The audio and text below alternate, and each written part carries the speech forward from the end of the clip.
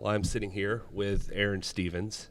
Thank you for taking the time to do this, sir. No, thank you. I appreciate it. So I guess, you know... Oh, wait, are we on camera? Sorry. Oh. Sorry. Sorry, I didn't know. Yeah, no problem. So we're here at the NWA tapings right now, and you've just finished up going through Always Ready, Knocks Out, and 2 days of tapings. How you feeling right now? I mean, what a whirlwind, right? I mean, May and I were supposed to go to Brazil, right? Everyone knows that, but plans get changed, so to speak. We're here, and I tell you what, I'm really kind of digging my role as a manager. People thought I was going away, but that's not the case. Yeah, I was going to ask you about that, actually. You had your Swan Song matchup. Yeah, but I mean, look, there's so many more elements to the wrestling business than actually being in the ring. I mean, I think, especially with my mind, the wrestling business, I think it's better off because I'm here. So that's, yeah. I'm glad you said that, because one of the things I've noticed about you in the back, if I can say so, is that you're oftentimes I see you talking to other talent. There's guys like Casey Rocks that we see now that you seem to have taken to. And well, yeah, I mean, you know what, and he's taken to his bank account, and he's just giving me a little love back. And I think it's a win-win situation, because it's like, there's so many wrestling schools out there where, I'm going to be honest, I think there's a lot of marks that are running schools from what I've seen in my little bit of time kind of working behind the scenes in wrestling, like doing the booking and things like that for different promotions. And by the way, I'm just pointing out, like, the promotions that I have booked for, the ratings are through the roof, and they've won awards locally in their individual markets. But that's neither here nor there, as my English teacher in high school, Mr. Edward Reynolds, used to say. And I just think a lot of marks pretty much are claiming to be experts at something, and and this is actually a shoot. I know I've been kind of half in and out of character here, but no, as a shoot, like, people are teaching a perverted, like, system of professional wrestling,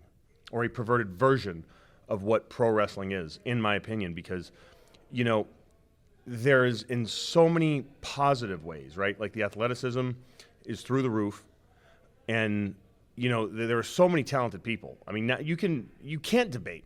Like, this era, there are more athletic men and women in the industry than at any other time, right? And things are just great. But I think with society, our attention span collectively is getting shorter, and where, 20 years ago, you had to sit and watch Monday Night Raw and watch Nitro. Now you see things on a little 30 or 15-second Instagram clip, like someone going and falling down the stairs and, on a skateboard and lighting themselves on fire, or a wrestling thing where a guy goes through a table or does a cool move and stuff. And what's missing, in my opinion, is the investment in the characters. At a wrestling school, you can learn how to bump, you can learn the moves, and that's great. But to truly be good at this, in my opinion, and when I say good, I mean, look, if you get a push, it's one thing, right? If you are friends with the right people, or the right person likes you, you'll get a push, and a push is great. But when the push goes away, a lot of talent do not know how to sustain themselves. And people have criticized me for, like, oh, you've gone comedy and this and that. Well, yeah, because you know what? When you're in the spot you're in, sometimes you have to do what you have to do to stay relevant. And I would have much rather had the career I've had and been a featured performer. And one of the things about me that you can never say, The Office never had to repackage me. If you look at me and like my last run in the WWE, for it was like 5 years or something, like, from the time I came in to the time I left, my character followed a linear pattern. They never had to repackage me or do vignettes because something wasn't working. And I went from being a smart guy to wrestling the Invisible Man, to dressed as Randy and all that, the other crazy stuff. But, like, what it was a belief in myself that no matter what, I can come out of any situation and get the crowd to be emotionally invested. And, look, all kinds of people do it, right? Like, you can do, like, Santino was like comedy. I was comedy. I was serious in the beginning. I went through the whole spectrum. Brock Lesnar does it by being Brock Lesnar. The top guys, they do that. And it shows. And I think no better example, Paul Heyman, who has continually kept himself relevant. And that in my opinion, is what's missing. Because like some of the kids we talked to today, they don't know what this is. Like they have no idea. Like how, and that's why, like as someone who's been doing this for a minute, I'm not going to come back and go, everyone sucks today, ha ha ha. Well, no, and I think a lot of people do suck today, but my problem, was and I'm trying to figure it out. Like, no one's taught them how to not suck. And I think the great thing about NWA is there's no better learning environment because we have live TV. There's the pay-per-views, but then there's the TV tapings where you're working with camera angles and all this crazy stuff.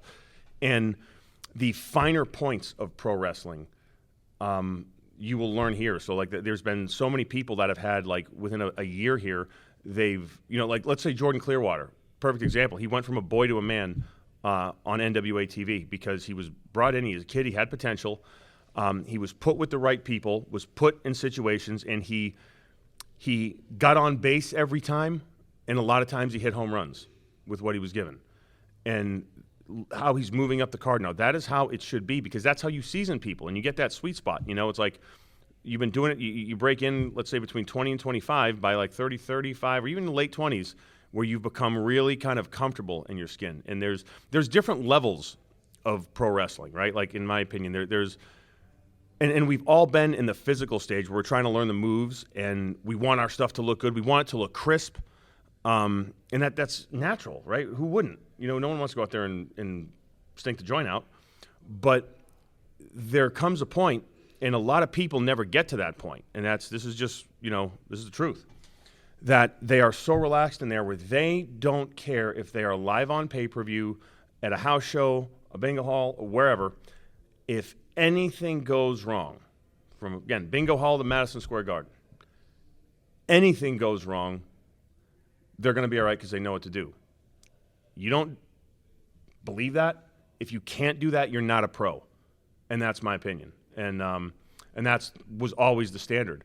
But the problem is, where people have wrestling schools, and again, there are some very, very good wrestling schools out there too. I don't want to condemn, this isn't, like I said, a condemnation of anyone, but you got to kind of pay attention to who your trainers are and, have their students had success. And, again, from there, I think you just have to have an open mind and want to learn. And like Casey, he does. He has a very, very open mind, wants to learn, and is following instructions. But at the same time, it's like when you go out there and you do your match or your segment on TV, you come back, okay, what did you think? How did you think it worked? Why do you think it worked? And that's how you have to train people. And if if a trainer or whoever, an agent, if they can't tell you why something worked or why something's going to work, then they're not very good at their job. Because, agents, they're, in my opinion, their job is to simply just facilitate a good match, right? Know your camera angles, make sure that the talent, when they're walking to the ring, is pristine, all that stuff. But then when the action starts, that's on the talent. It's how much work the talent puts in. It's, how much they want to succeed, how much are they listening to what their agents say for pointers, whether it's on doing a move, just again, the finer points. And I really think it's missing. And you didn't have that, 20 years ago when pretty much if, you didn't do anything in wrestling, you didn't have a school because why? If you don't understand the why, then there's an issue, in my opinion, being in a position of kind of authority. Holy crap, I just talked a long time. No, it's okay. I was going to say this is the easiest interview I've ever had in my life. I'm really good, huh? Yeah, you are good. Yeah. But speaking of, I saw you tweet the other day, and I've always You wanted saw to, me tweet? What, are you, standing over my window or something? Or I was I in the shower, or was I? You. Hey. I'm just saying, I saw you. You saw I know, tweet from me. Yeah, that's fair. Can we edit that? You said, and this goes back to something you're talking about here. What Will and I, on the way up here, just to preface this, we were talking about how you always, nobody can take away that you have always been unique in what you've done in the business, and people can judge or whatever with if they think it's comedy or if they think it's this or that. And they can kiss my ass if they don't like it. I mean, that's the reality. you said in that tweet that you felt like you had been undervalued by every single wrestling promoter you've ever worked for. That still stands? Oh, yes. We're all undervalued. Okay. Undervalued and overpaid, as I say. Well, like, elaborate on that. Like, why do you feel like you're undervalued by these people? Every talent thinks that they're better than they are, and at the end of the day, we get paid to do this. We get paid to do something we love. So if you get paid, in my opinion, to do something you love, if it's a penny, it's getting overpaid. And some of us have been able to make a very good living at this, and that's my take on it. Like, I don't like to look at life through just a wrestler's perspective, because you only get the perspective of a wrestler. And I've always kind of like, I try to step back now when I look at the bigger picture, to where, there'll always be kind of that like, we're wrestlers, so we kind of adhere and subscribe to these sets of rules and this way of thinking. And I just was never with it, man. Like, we're undervalued and overpaid, because we all think we're undervalued and can't nothing change that. So it's in our nature, right? We think we're better than we are. That's why, like, the veterans, they always come back for one more match, because they think, they can do something comparable to what they were. And that goes for all of us. Like, it's if we're the heavyweight, or if we're the TV champion, we want to be the heavyweight champion. If we're the heavyweight champion, we want to be, the longest reigning heavyweight champion in history. And when we don't attain those goals, we get mad at ourselves and we think, oh no, I should be this or that. And look, that's the reality. But also, again, if you truly love this, and you can't stay in this for more than 10 years if you don't love it. I'm sorry. You really can't stay in it for 5.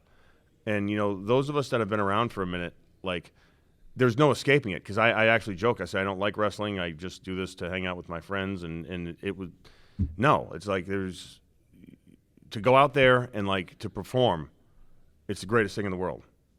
And that's why I say we're overpaid, because it's something we love. And truly, truly love. I mean, we put spandex on, we beat our bodies up, we go to airports and the filthy fans, we have to touch them and things like that. And it just, we wouldn't have to go through all that stuff if we didn't love it. So we do, and that's a really cool thing. A guy like you that has like so much to offer the business, and you have all this knowledge and all this experience, and you've been very successful. And I know that you kind of covered, you feel like that a lot of these newer folks, they're not, getting the experience they need, or they don't know what, like you said. They don't want to teach them, and that's why I think the NWA is the place to learn. It's really a place to learn, and it's awesome because, like, look, if you can do a bunch of cool stuff, do it. Like, who am I to say don't do it? Who's anyone to say don't do it? No, if I could do a 459 or whatever it's called, I would do it too. But just do it in the right spot. Make people want to see it so you can maximize your bump per dollar value. And that's what it's about. Don't be a mark. Bump per dollar value. Do you find, though, that this is largely, is it the talent that aren't taking the time to learn, or do you find like it's a failure of the business? Like, there are so many passionate, women and men that I've met, and it's honestly, like, to me, it's really inspiring to be around them. And it's even more inspiring when they look at me and are almost in awe at times. So, like, to me, I try to be that example to them. And I just think if they would just kind of, and the majority of them, they have amazing attitudes. And like, they want to learn. And some people get it quickly. Some people don't. Some people never give up. And some people just say, you know what, I want to go back to my way. And that's fine. Really, what can you say to anybody except, hey, do the best you can. And I'm not going to get upset about it because, hey, I've been a manager here, but I know when I go out there, my stuff's going to be good. I'm not going to suck. Yeah.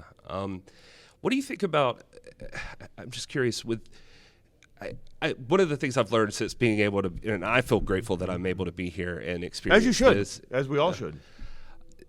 I have such an appreciation for it that I have like no like anytime I'm talking to somebody like you about what goes on in the ring or anything like that, I know that I try to handle it humbly because I know that I'm not a worker. I'm not that kind of person.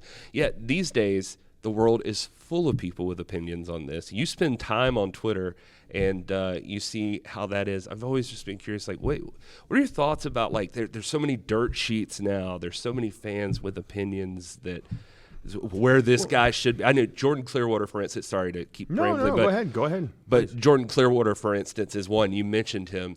I remember when he first came here, I saw online about, there were people that were familiar with his stuff in championship wrestling from Hollywood that said the NWA is not appreciating him properly because he should be, he's the golden boy. He should be like gunning for the world's heavyweight championship. And now they've got him, he's hanging out with G's and Tyrus and, those guys. And, but, I feel like what you just said is accurate, that Jordan Clearwater has made me really care about his character. Like I love the progression of Jordan Clearwater, and he's having success now, and even in championship wrestling from Hollywood, obviously. So anyway, I'm just curious. And that's it. And that's the thing. Like, it's promotion should not, like say, oh, this person is good here and there.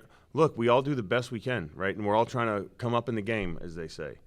And with Clearwater, it was straight up the fact that he got in the ring. And this is like to all, the wrestling students out there, promoters, whatever. He was in Atlanta at the tapings. He was in Hollywood for the Hollywood tapings. He was in Texas doing TV down there, right? He got in the ring a lot. And he got in the ring with people that were competent, that were good, some that were not good, which you can still learn from, like what not to do and how to cover for people. Some of the stuff was really good. And that's thanks, large part due to me. But the thing is, he did it. And he listened to me. He took my instructions. And he really made himself, I think, one of the up-and-coming stars of today. What do you think about people having do you feel like people aren't patient enough to like see this progression, and that's what's causing part of the problem? Because again, back to the people online that think, oh, NWA should be looking at Jordan Clearwater this way. I ask you this: does he get a reaction from the people? Absolutely. Is his reaction getting stronger with every set of tapings? I think so. Then the people have spoken. Look, fans have opinions, right? What social media has done, it has given everyone a platform to display their opinion, right? Because people have opinions, but never before in the history of humanity where we can put them on display for the world to see, right? So, okay, social media.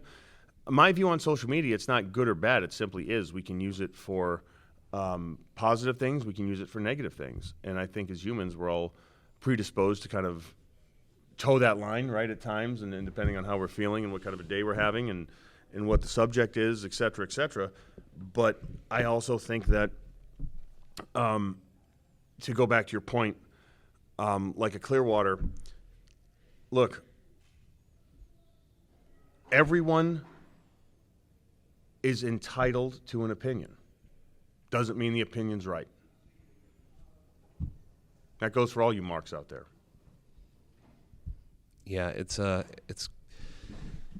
crazy that I don't know. It's just the people you're talking about, people opening wrestling schools that don't know enough, and then there's people that are fans that don't know enough and saying all this. Anyway, I don't know what I'm trying to get at. No, as a fan, I mean, look, if you come up to me and say, you suck, I hate your work, thank you. I appreciate you watching. That's simple. So for somebody coming into the business right now, like what's the like most important thing they need to start focusing on, in your opinion? Well, look, we're all, again, number one, keep an open mind and use discretion. Get trained by someone that knows what they're doing. And, we have different kind of, legs of the journey. So if you're just getting in the business, learn how to tie up and not hurt someone. Learn the respect, like keep the locker room clean. Learn the rules of the sport. Learn how to protect yourself. learn how to protect everyone involved. And from there, you know what? Then start working shows. Again, there is absolutely no training like a live crowd. Not a simulated crowd at a wrestling school. And look, we've all the practices and stuff like that. We've all done it. But when you are at a show, there is no better opinion, because my thing, wrestling fans, I don't give a crap about what they think, because they're going to watch anyway. I give a crap about the non-wrestling fan, because it's their opinion. When they see the product, what do they think? Can I make them pay attention? Biggest compliment I ever got, and I got it very often actually, was, and whether I was Sandow or Mizdow, was, hey, my wife doesn't like wrestling, or my parents don't like wrestling, my daughter doesn't like whatever, but when you were on, we watched you. So I appeal to the non-wrestling fan, and in doing so, appeal to a greater mass of people, part of which includes wrestling fans.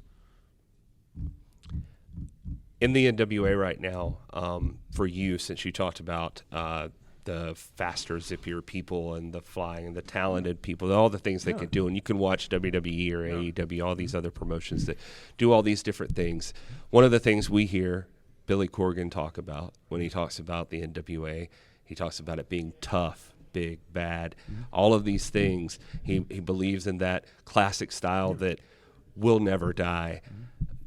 Are you on that same page? Do you feel like there's still a place for that? Storytelling.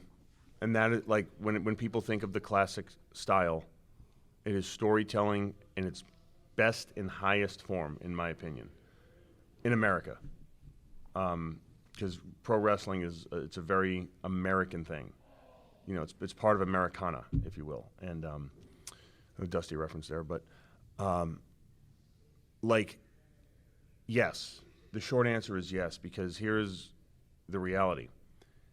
And I'm not saying this, at the NWA, look, we're the only people, and this is now I'm shooting for real, okay? Like, I've been half in, half out of character this whole time, but I will say this.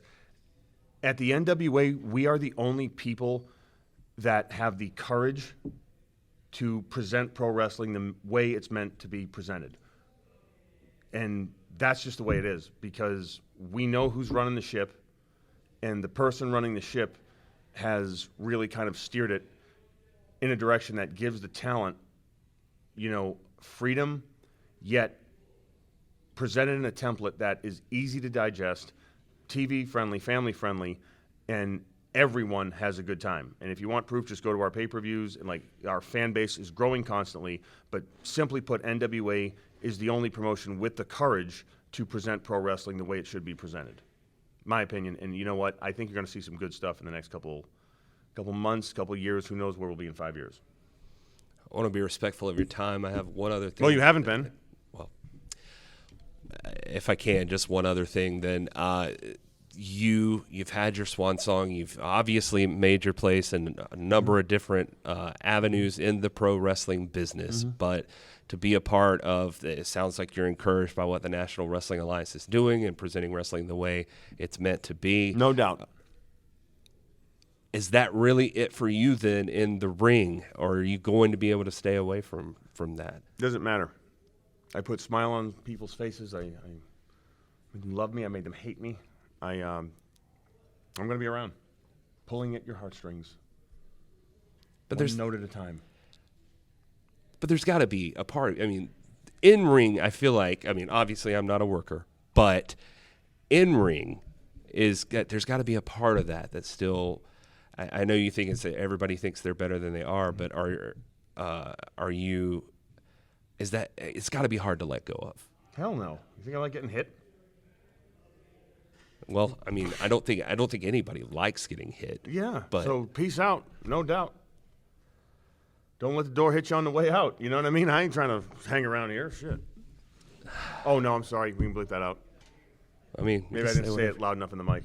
You can say anything you want, so it's fine. All right. Well, Mr. Stevens, we appreciate your time and hanging out with us today. I know you do.